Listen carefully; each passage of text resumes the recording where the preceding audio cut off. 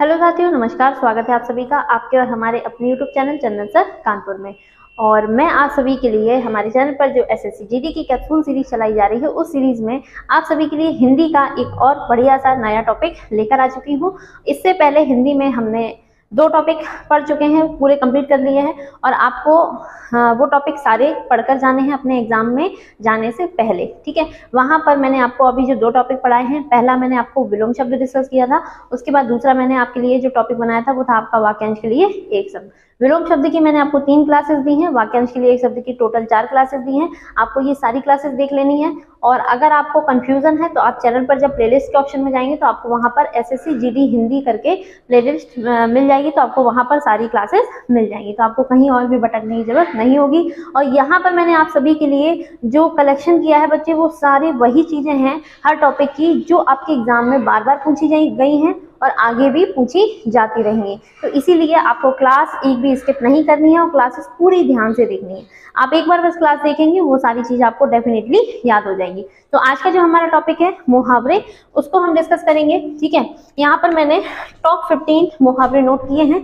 ये जो वही मुहावरे हैं जो आपकी बार बार परीक्षा में पूछे गए हैं और आगे भी पूछे जाएंगे। ठीक है, यहाँ पर मैं आपको देखिए टॉपिक की अगर हम बात करें, जैसे जो हमने पिछली क्लासेस में डिस्कस किए थे उनकी अगर हम बात कर लेते हैं, विलोम शब्द। विलोम शब्द अगर हम किताबों में पढ़ने बैठते हैं तो बहुत सारे होते हैं, ऐसे तो बहुत सारी तादाद होती है। तो ऐसे तो अगर हम पढ़ने चलेंगे तो हमारा एक टॉपिक को पढ़ते पढ़ते को महीनों लग जाए, है ना। हम एक टॉपिक को याद करने में 1 महीना लगा दें, लेकिन हमें क्या करना है, एग्जाम जो हमारा है उसके लिए हमें सिर्फ पढ़ना होता है। हमें ज्ञानी नहीं बनना है, हमें अपना एग्जाम क्लियर बनना है। तो एग्जाम क्लियर कैसे होगा, उसको आसान बनाने का जो तरीका है उसके लिए जो है वो हम आपके लिए, आपकी हेल्प करने के लिए यहाँ पर क्लासेस लेकर आ रहे हैं। और ये सारी क्लासेस कैसी हैं, सारी की सारी फ्री ऑफ कॉस्ट हैं। आपको इनके लिए कोई भी एक भी पैसा चार्ज नहीं करना है। बस आपको क्या करना है, सारी क्लासेस को रूटीन से और रेगुलर देखते रहना है। ठीक है, तो चलिए जो हमारा आज का टॉपिक है उसको हम शुरू करते हैं। जो बच्चे हमारा टॉपिक है, इसमें मैंने आपसे सिर्फ यहाँ पर मुहावरे लिखा है। और ये जो टॉपिक है इसमें मुहावरे और लोकोक्तियां दोनों आपने देखा होगा, किताबों में भी ज्यादातर ये लिखा रहता है और पेपर में इन्हीं में से कुछ ना कुछ पूछा जाता रहता है। ठीक है, मुहावरे और लोकोक्तियों में जो सबसे बड़ा अंतर होता है, मुहावरे आपके वाक्यांश होते हैं जबकि लोकोक्ति एक संपूर्ण वाक्य होता है। यानी कि जो मुहावरे हैं वो वाक्य के बीच में प्रयोग किए जाते हैं। ठीक है, और लोकोक्ति आपका खुद में एक पूरा वाक्य होता है, यानी कि जब आप उसको पढ़ेंगे तो पूरा आपको एक सेंटेंस के रूप में समझ में आता है। और लोकोक्ति को ही हम कहावत या फिर जनश्रुति, ठीक है, इस तरीके से हम और भी अन्य नामों से जानते हैं। जबकि हम मुहावरे की अगर हम बात करते हैं तो मुहावरे बच्चे आपके एक पूरे वाक्य में से किसी छोटे से पार्ट को हम, या कह सकते हैं किसी पूरे वाक्य में हम छोटी सी जगह में इसका इस्तेमाल करते हैं। लेकिन जब हम उसका इस्तेमाल करते हैं, किसका, मुहावरे का, लेकिन जब हम उसका अर्थ निकालते हैं तो वो अलग शब्दों में हमें बताता है। ठीक है, चलिए तो शुरू करते हैं जो हमारा टॉपिक है। सबसे पहला है मुहावरा, हमें क्या दिया गया है, आंखों में धूल झोंकना, है ना। आंखों में धूल झोंकना ये बहुत आसान है, ज्यादातर लोग इससे रूबरू हो चुके होंगे, क्योंकि काफी लोगों को ऐसे अपने जीवन में लोग मिलते ही रहते हैं जिनको क्या दे देते हैं, लोग धोखा दे देते हैं। इसका अर्थ क्या होता है, धोखा दे देते हैं, है ना। तो धोखा देना भाई क्या हो जाएगा, इसका अर्थ हो जाएगा आंखों में धूल झोंकना। इसका अर्थ क्या होता है, धोखा देना। ठीक है, आजकल की जनरेशन है इसमें बहुत कॉमन हो चुका है। जैसे छोटे छोटे बच्चे होते हैं, जब वो थोड़ा सा अपने यंग एज में आते हैं तो अपने वो गर्लफ्रेंड बॉयफ्रेंड बनाने लग जाते हैं। फिर उसके बाद क्या होता है, जब उनको वो चीट कर देते हैं, पहले तो एकदम मरने जीने की कसमें खाएंगे, लेकिन बाद में क्या होता है, अगर एक किसी ने भी, आज के टाइम में ऐसा नहीं है कि सिर्फ बॉयज ही चीट करते हैं, लड़कियां भी चीट कर सकती हैं, तो कोई भी चीट कर देता है, तो वहां पर ये आपका जो मुहावरा है इसको इस्तेमाल किया जा सकता है कि तुमने मेरी आंखों में धूल झोंक दी, है ना। इस तरीके से बोलते हैं। क्लियर है, चलिए आगे बढ़ते हैं। अगला है हमारा देवता कूच कर जाना। ठीक है, अगला हमारा क्या है, देवता कूच कर जाना। इसका अर्थ क्या होता है, इसका अर्थ होता है घबरा जाना। क्या होता है, घबरा जाना या फिर भयभीत हो जाना। क्या होता है, देवता कूच कर जाना, इसका अर्थ क्या होता है, घबरा जाना या फिर भयभीत हो जाना। क्लियर है, चलिए आगे बढ़ते हैं।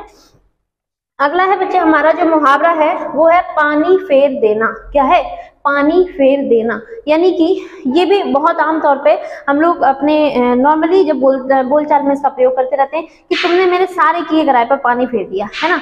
सारे किए कराए जो आपने काम किया था उसको क्या कर दिया गया, पानी फेरने का मतलब ऐसा तो नहीं जो आप कर रहे थे उस पर बाल्टी भर के पानी लेकर डाल दिया, है ना, लेकिन उसका अर्थ अलग निकलेगा क्या, यानी कि वो चीज जो थी हमारी, जो हमारा काम था उसको बिगाड़ दिया। क्या किया, उसको बिगाड़ दिया।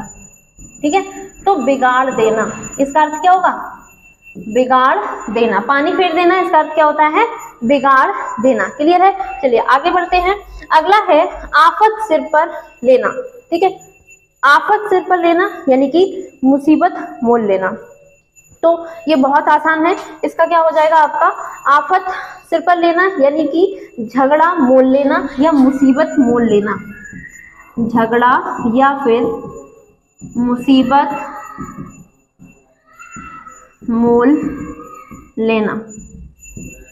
ठीक है, तो आफत सिर पर मोल लेना या फिर आफत सिर पर लेना, इसका अर्थ क्या होता है, झगड़ा या फिर मुसीबत मोल लेना।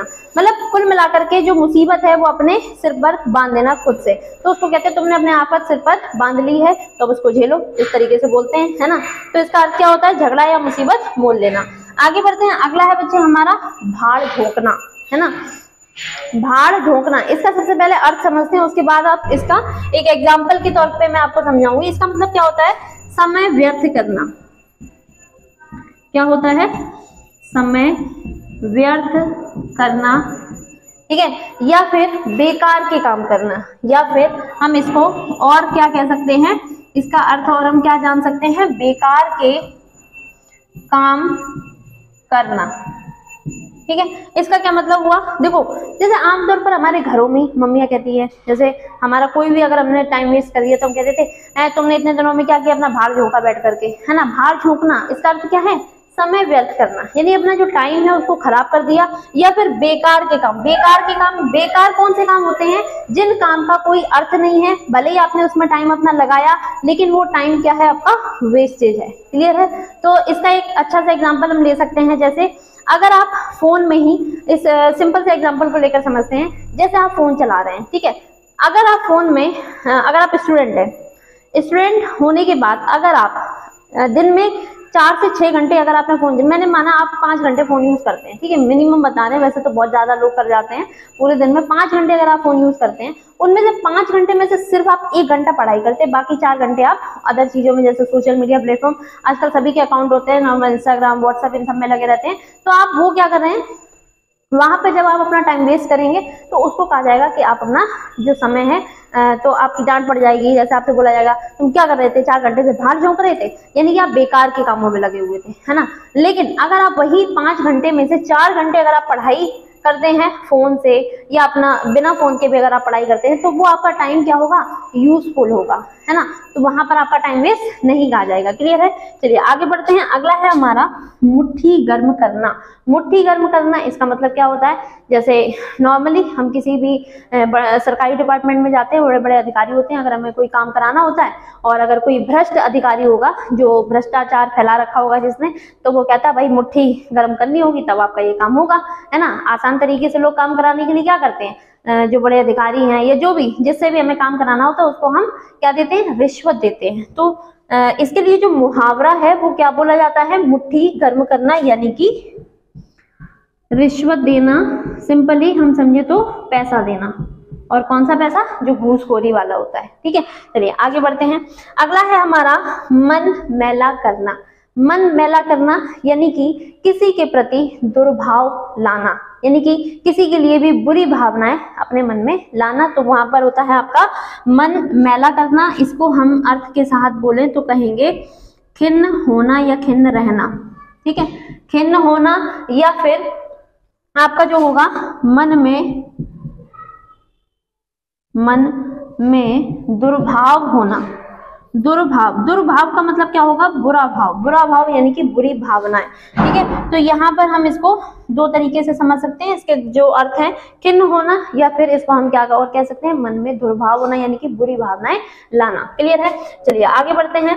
1.5 चावल की खिचड़ी पकाना, इसका मतलब क्या होता है, 1.5 चावल की खिचड़ी पकाना। इसकी अगर हम बात करते हैं तो बच्चे क्या होगा, बहुमत से अलग रहना। बहुमत से अलग रहना, या फिर इसके लिए हम और क्या कह सकते हैं, अलग ही राग अलापना, है ना। जैसे हमने बोला पंचायत में सुरेश 1.5 चावल की खिचड़ी पका रहा था, है ना। इसका हमने वाक्य में कैसे प्रयोग किया, पंचायत में सुरेश 1.5 चावल की खिचड़ी पका रहा था। इसका मतलब क्या है कि जो पंचायत थी उसमें जितने भी लोग शामिल थे, जितने भी सदस्य थे, वहां पर बाकी सब एक मत थे, लेकिन जो सुरेश नाम का व्यक्ति है वो अलग ही अपनी राग अलाप रहा है, जो बाकी लोग बोल रहे हैं उनके साथ में ना होकर के वो अपनी अलग राग अलाप रहा था। ठीक है, क्लियर है। चलिए आगे बढ़ते हैं। अगला है हमारा आग में कूदना। क्या है, आग में कूदना। तो आग में कौन कूदता है, जो अपनी जान जोखिम में डालता है। तो इसका क्या हो जाएगा, जान जोखिम में डालना। ठीक है, क्या हो जाएगा बच्चे, जान जोखिम में डालना। ठीक है, आग में कूदना, सिंपली इसका मतलब क्या होगा, आग में कूदने का मतलब क्या है, यहाँ पर जान जोखिम में डालना। जैसे अगर आप कोई भी काम जिसको करने में रिस्क है बहुत बड़ा, या आपकी जान पर बन आ सकती है, लेकिन आप फिर भी उस काम को रिस्क ले रहे हैं उस काम को करने में, तो आपसे कहा जाएगा क्यों आग में कूद रहे हो, है ना। तो आग में कूदने का मतलब क्या होता है, जान जोखिम में डालना। क्लियर है, आगे बढ़ते हैं। अगला है हमारा कलेजा ठंडा होना। कलेजा जो शब्द है इसको हम क्या कह सकते हैं, ये मतलब होता है हृदय। कलेजा का मतलब क्या होता है, हृदय यानी कि हार्ट। ठीक है, तो हार्ट जो है, कलेजा ठंडा होना। तो कलेजा कब इंसान का ठंडा होता है, जब इंसान को बहुत ज्यादा शांति मिलेगी। तो मन में शांति होना, क्या होगा बच्चे, मन में शांति होना। मन में जब शांति होगी यानी कि कलेजे को ठंडक पहुंचेगी। तो बोलते हैं तुम्हारे कलेजे को ठंडक पहुंच गई होगी, है ना। तो इस तरीके से जब बोला जाता है यानी कि किसी की आत्मा को शांति मिलना, किसी के हृदय को शांति मिलना, तो उस सेंस में हम इसका यूज करते हैं। और कलेजा से एक और आपका मुहावरा बनता है जो कि काफी ज्यादा पूछा जाता है, वो है आपका कलेजा फटना। क्या है, कलेजा फटना। इसका मतलब क्या होता है, बहुत ज्यादा कष्ट होना, है ना। हद से ज्यादा जब इंसान का कष्ट होता है, तो जैसे अपने घरों में ही आमतौर पर जो बूढ़े पुराने लोग सबसे ज्यादा मुहावरों का इस्तेमाल करते हैं, जो पिछली पीढ़ी के रहे हों या जिनको बहुत ज्यादा इन चीजों का आइडिया होता है कि कब कौन सा मुहावरे का प्रयोग करना चाहिए, तो वो इन चीजों को बहुत ज्यादा इस्तेमाल करते हैं। जैसे आमतौर पर हमारे यहाँ पर महिलाएं वगैरह गलती, जो अगर हम लोग लोकल लैंग्वेज की बात करते हैं तो कहते हैं अरे हमारा तो कलेजा फटा जा रहा है, इस तरीके से बोलते हैं। यानी कि बहुत ज्यादा उनका मन जो है अशांत है, बहुत ज्यादा वो दुखी है अंदर से, तो वहां पर हम इसका यूज करते हैं। कलेजा ठंडा होना यानी कि मन में शांति होना। ठीक है, आगे बढ़ते हैं। अगला है चैन की बंसी बजाना। सारी समस्याएं खत्म हो चुकी हैं, बस चैन की बंसी बजा रहे हैं। ये ऐसा आपके साथ कब होगा, जब आप अपना एग्जाम देंगे और उस एग्जाम को क्वालिफाई कर लेंगे और आपके पास एक सरकारी नौकरी हो जाएगी, तब आप भी बोल सकते हैं कि भैया आप हम तो चैन की बंसी बजा रहे हैं, है ना। चैन की बंसी कब बजेगी, जब आपको नौकरी मिल जाएगी, यानी कि तब आपकी मौज ही मौज होने वाली है। तब हम कहते हैं मौज करना, है ना। अगर आपको नौकरी मिल गई फिर आप क्या कहोगे, भाई कोई टेंशन नहीं है लाइफ में, अब तो हम चैन की बंसी बजा रहे हैं, है ना। चैन की बंसी कब बजेगी, जब आपको नौकरी मिल जाएगी, फिर आपकी मौज ही मौज होने वाली है। क्लियर है, तो इसीलिए बस मेहनत अभी की है, बाद में यही बंसी अगर बजानी है तो बस पढ़ाई करने लग जाओ। ठीक है, आगे बढ़ते हैं। अगला है बच्चे हमारा लहू का घूंट पीकर रह जाना, है ना। इसको जैसे बहुत से लोग आमतौर पर किस तरीके से बोलते हैं, लहू कैसो घूंट पीकर रह गए हो, है ना। इसी तरीके से तो बोला जाता है कि लहू का घूंट पीकर रह जाना। इसका मतलब क्या है कि खून का घूंट पीकर रह जाना। यहाँ पर जो लहू शब्द है इसका मतलब क्या होता है, खून। यानी कि कोई भी इंसान, है ना, कोई भी इंसान जहां पर उसकी गलती नहीं है, लेकिन फिर भी जब उसको सुनाया जाता है और फिर उसके बाद वो चीज को जब सहन करता है, तब यहाँ पर हम इस मुहावरे का इस्तेमाल कर सकते हैं। तब हम बोलते हैं लहू का घूंट पीकर रह जाना। इसका अर्थ क्या होता है, इसका अर्थ होता है बच्चे अपमान सहन कर लेना। क्या होगा, अपमान सहन कर लेना, या फिर विवशता में ना बोलना। जैसे ऐसी कोई कंडीशन है जहां पर आप बोलना चाहते हो, आपकी गलती नहीं है, फिर भी आपको कुछ सुनाया जा रहा है या आपसे कुछ कहा जा रहा है उल्टा सीधा, लेकिन आप फिर भी क्या है, विवशता में आप नहीं कह पा रहे हैं, तो वहां पर ये मुहावरे का इस्तेमाल किया जा सकता है। यानी कि आपने क्या किया, लहू का घूंट पीकर आप रह गए। ठीक है, आगे बढ़ते हैं। अगला है भैंस के आगे बीन बजाना, है ना, क्या है, भैंस के आगे बीन बजाना। ये मुहावरा तो बहुत ज्यादा फेमस है और ज्यादातर आप में से ऐसे कई सारे बच्चे होंगे जिनको इसका मीनिंग पता होगा, और पेपर में तो इसकी कोई गिनती नहीं है ये कितने बार पूछा गया है, ठीक है। और अगर नहीं पता है तो यहाँ देख लो, बहुत ज्यादा ये पूछा जाता है, तो अब देखने के बाद आप इसको नहीं भूलोगे, ठीक है। भैंस के आगे बीन बजाने का मतलब जो होता है वो होता है मूर्ख के सामने ज्ञान की बातें करना। अब आप समझ रहे होंगे, है ना, कि भाई कोई व्यक्ति मूर्ख है, अब हम उसके सामने ज्यादा नॉलेज वाली बातें करें, ज्ञान की बातें करें, तो उसका क्या है मतलब कोई अर्थ नहीं निकलना, है ना, कि भाई जब वो व्यक्ति मूर्ख है ऑलरेडी, आप उसको कुछ भी समझाएंगे उसको चीजें नहीं आएंगी समझ में, तो हम उस सेंस में कह सकते हैं कि भाई क्यों भैंस के आगे बीन बजाना है। आप कुछ भी बोलो, जब उसको समझ में नहीं आना है, उसको कुछ भी बोलने का मतलब जब आप उसको कोई ज्ञान की बात बता रहे हो या भले ही आप उसके भले के लिए बोल रहे हो, लेकिन उसकी वो चीज नहीं आ रही समझ में, इसका मतलब क्या है कि आप भैंस के आगे बीन बजा रहे हो, ठीक है ना। भैंस के आगे बीन क्यों सेंस में यूज किया जाता है, भाई भैंस जो बीन है वो किसके लिए यूज होती है, सांप के लिए।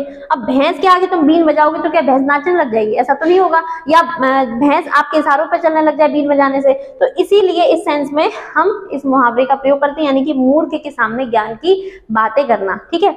आगे बढ़ते हैं, अगला है बच्चे हमारा मक्खन लगाना, है ना, मक्खन लगाना। ये तो बहुत, ये भी जनरल सा है, बहुत ज्यादा यूज किया जाता है, कहते ज्यादा मक्खन मत लगाओ, है ना, मक्खन से चिकनी चुपड़ी बातें मत करो, है ना। तो मक्खन सी चिकनी चुपड़ी बातें करना, इसका मतलब चापलूसी पंती करना, बोलते हैं ना चापलूसी करना, आगे पीछे घूमना। तो इसका जो अर्थ होता है वो क्या होता है बच्चे, चापलूसी करना, ठीक है, क्या होता है, चापलूसी करना। अब चापलूसी जो करता होगा उसको पता होगा, है ना। मक्खन लगाना यानी कि चापलूसी करना होता है। चापलूसी करने का मतलब जैसे कुछ भी आपको जैसे काम करना है या अपना काम किसी से करवाना है, जैसे सिंपल ऐसे एग्जांपल ले लेते हैं, यही जैसे मुट्ठी गर्म करने वाला, है ना, जैसे अधिकारी कहते हैं कि भाई मुट्ठी गर्म करनी पड़ेगी, या फिर अगर आपको किसी से अपना काम करवाना है तो आप क्या करते हैं, उसके आगे पीछे मक्खन लगाने लगते हैं, आप उसकी हाँ में हाँ मिलाने लगते हैं, बड़ा मक्खनबाजी, मतलब अगर वो गलत बोल रहा है फिर भी आप उस बात को सही कह रहे हैं और इतने ज्यादा तरीके से एक्सप्रेस कर रहे हैं कि हाँ ये जो कह रहा है बिल्कुल सही है, इसकी जो बात है वो गलत हो ही नहीं सकती, तो यानी कि आप उसकी चापलूसी कर रहे हैं, ठीक है। तो मक्खन लगाना इसका मतलब क्या होता है, चापलूसी करना होता है। आगे बढ़ते हैं, अगला है बच्चे हमारा जो लास्ट आज का मुहावरा है वो है नाक में नकेल डालना। क्या है, नाक में नकेल डालना। इसका अर्थ क्या होता है, इसका अर्थ होता है बच्चे नियंत्रण में करना। क्या होता है, नियंत्रण में करना। अब नियंत्रण यानी कि कंट्रोल में करना, नियंत्रण का मतलब क्या है, कंट्रोल में करना, लगाम लगाना, इस तरीके के यहाँ पर हम इन शब्दों का भी इस्तेमाल कर सकते हैं। जैसे आजकल आपने देखा होगा हस्बैंड वाइफ के बीच में बहुत सारे आजकल वीडियोस बनाए भी जाते हैं और आमतौर पर रियल लाइफ में भी हमें घरों में देखने को मिलता है कि ज्यादातर अभी तक तो ये दिखाया जाता है कि जो बीवियां होती हैं वो अपने हस्बैंड यानी कि पतियों के नाक में नकेल डालकर रखती हैं, यानी कि उनको कंट्रोल करके रखती हैं, यानी कि उन्होंने जो कह दिया वही बात सही है ना। या फिर माँ बाप का भी एग्जांपल ले सकते हैं कि कुछ माँ बाप बहुत ज्यादा स्ट्रिक्ट होते हैं अपने घर में और अपने बच्चों के नाक में नकेल डालकर रखते हैं। वहां पर अगर हम नाक में नकेल डालना जो हम बात करें तो वो गलत नहीं होगा, वो बिल्कुल सही होता है, क्योंकि माँ बाप अगर हमें कंट्रोल कर रहे हैं तो इसका मतलब वो हमारा भला ही चाहते हैं, ठीक है। कभी भी किसी के माँ बाप आपका बुरा नहीं, यानी कि अपने बच्चों का बुरा नहीं सोच सकते हैं। तो इसीलिए अगर आपके माँ बाप आपके भले के लिए कुछ भी करें, चाहे वो भले ही आपको कुछ समय के लिए गलत लग रहा हो, लेकिन आपको बाद में जाकर के वो रियलाइज होगा कि हाँ जो हमारे माँ बाप ने हमारे लिए किया है वाकई में वो कोई और नहीं कर सकता, ठीक है। तो जो है आपका नाक में नकेल डालना, ये मुहावरा, इसका अर्थ क्या होता है, नियंत्रण में करना, ठीक है। तो आज की क्लास में बच्चों हमने टॉप 15 मुहावरे डिस्कस किए हैं और ये जो क्लास है ये हमारी कंप्लीट हो चुकी है। आगे भी मैं आपके लिए और भी क्लासेस लेकर आऊंगी, इसके और भी पार्ट्स बनाऊंगी, जो भी आपके जितनी क्लासेस में आपके इंपॉर्टेंट मुहावरे कंप्लीट होंगे वो मैं सारे पार्ट्स लेकर आती रहूंगी, ठीक है। आज की क्लास कैसी लगी आपको ये कमेंट करके बताना है। क्लास अच्छी लगी हो तो लाइक और शेयर करना बिल्कुल मत भूलना। चैनल पर नए हैं, अगर चैनल को अभी तक सब्सक्राइब नहीं किया है तो चैनल को सब्सक्राइब जरूर कर लेना। मिलते हैं आपसे अगली क्लास में, तब तक के लिए बच्चों नमस्कार, जय हिंद।